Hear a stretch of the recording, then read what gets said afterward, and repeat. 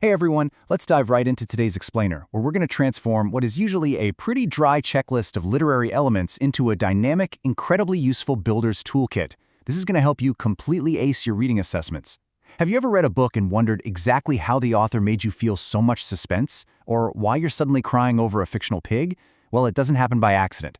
Authors are builders, and today we're going to look at the exact tools they use to construct the stories we absolutely love. Here's our roadmap for today. We'll start with the blueprint of literature, look at characters and their conflicts, navigate the plot, open up the author's toolbox, and finally, find the deeper meaning behind it all. All right, starting off with Section 1, the blueprint of literature, laying the foundation.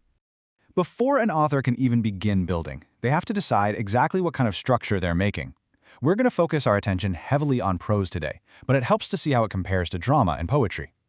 Drama relies heavily on dialogue and action. Think of techniques like soliloquies and dramatic irony designed for a stage. Poetry, on the other hand, is all about economy of language, using stanzas and figurative language to pack huge ideas into really small spaces. But prose? That encompasses the novels and short stories we see most often. It uses extended writing, sentences and paragraphs to present narratives. Think of prose as the main scaffolding of our story world. Now, a massive piece of that prose foundation is the setting. And here's the crucial point. Setting isn't just the where and when. It's actually a driving force that directly impacts the mood and creates the conflict itself.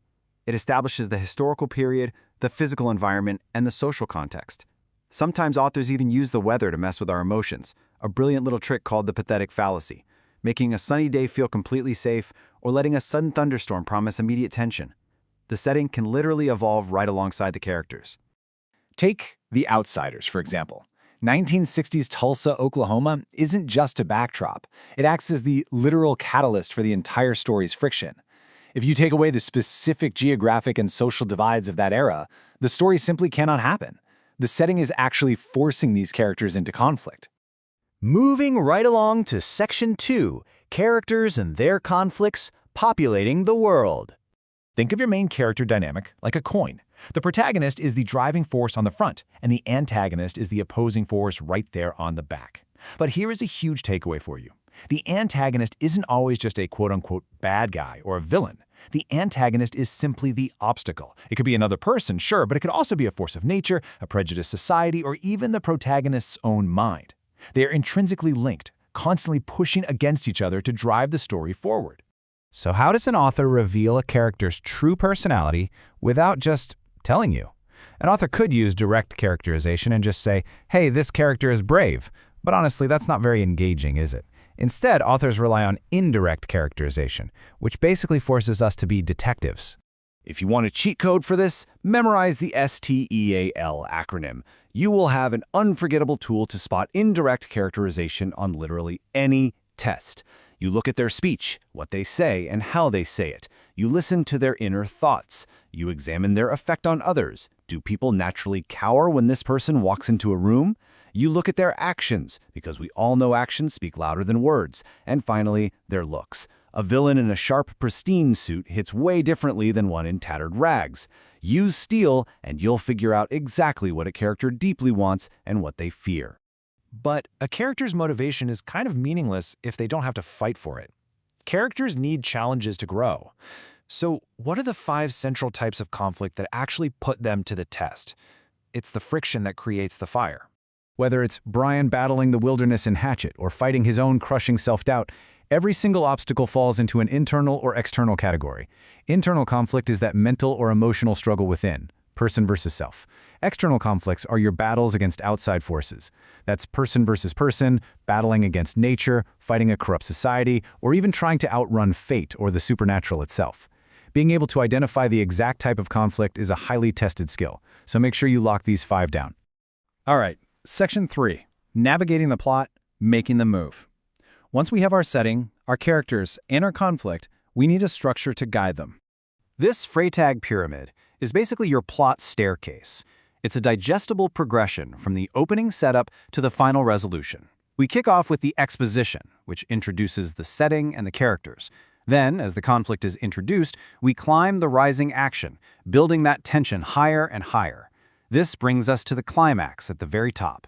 After that, we hit the falling action, where the tension finally releases, letting us see the consequences of the climax, which leads us down to the final resolution. Now listen up, because this is a massive test prep trap. The climax is specifically the narrative turning point. It is not necessarily just the most action-packed or exciting moment. It's the exact, specific second when the protagonist faces their main conflict head-on, and the outcome of the story is decided. Everything before this moment was building the problem. Everything after it is just dealing with the fallout. Moving to Section 4, the author's toolbox, dressing up the language. Now we get to peek behind the curtain at the specific techniques authors use to color their narratives. Let's start with point of view. First person is told from the narrator's own perspective, using I or me, which means we only see what they see and feel exactly what they feel. It is incredibly intimate. Third person, however, uses an outside narrator using he, she, or they. This can be limited, where we only hear one character's inner thoughts, or omniscient, where the narrator is totally all-knowing and can relate the feelings of everyone in the story. First person builds intense empathy. Third person builds a much grander world. You also definitely want to lock down the difference between tone and mood, to avoid a very common point of confusion. Tone is how the author acts, while mood is how the author makes you feel. Tone is their attitude toward the subject, like being sarcastic, hopeful, or frantic. Mood is the actual atmosphere created for the reader. For example, in Edgar Allan Poe's The Telltale Heart, the author's tone is completely frantic and unreliable, and that effectively creates a mood for us that is intensely eerie and deeply suspenseful. Then we have figurative language. Authors use these non-literal tools for incredible effect, and you absolutely need to know them. Similes use like or as. Metaphors make direct hits.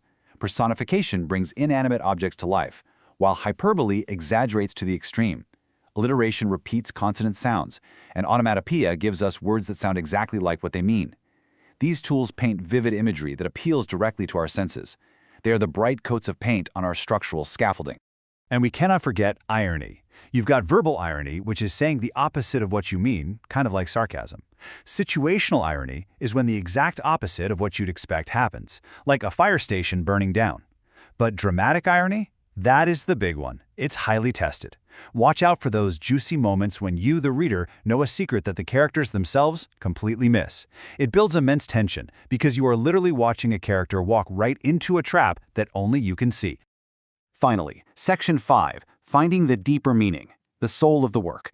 Authors don't just write to entertain. They write to say something profound about the human experience.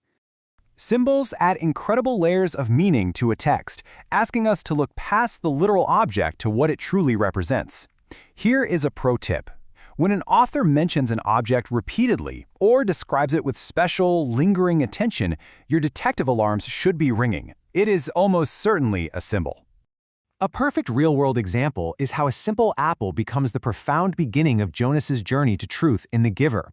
On the surface, yeah, it's just a piece of fruit. But in the context of the story, seeing it change color represents a massive, breathtaking shift in the protagonist's reality, moving him from blind obedience to a quest for true freedom. All of this builds to the theme.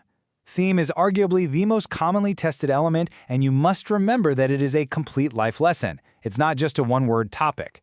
There's a massive difference between the topic of friendship and the theme that friendship requires sacrifice. The theme is the ultimate destination of our entire building process.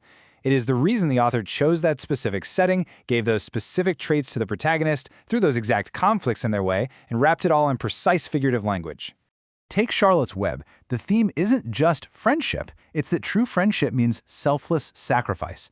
If you understand that, it proves you've grasped the author's true message. As we wrap up this explainer, I want you to ask yourself, how will mastering these foundational building blocks completely change the way you read your next great book? By using this toolkit, spotting the conflicts, recognizing the climax, decoding the symbols, you are no longer just a passive reader. You are a master builder of meaning. So the next time you open a novel, look closely. What hidden blueprint is the author using to build a world and sneak a profound truth straight into your mind?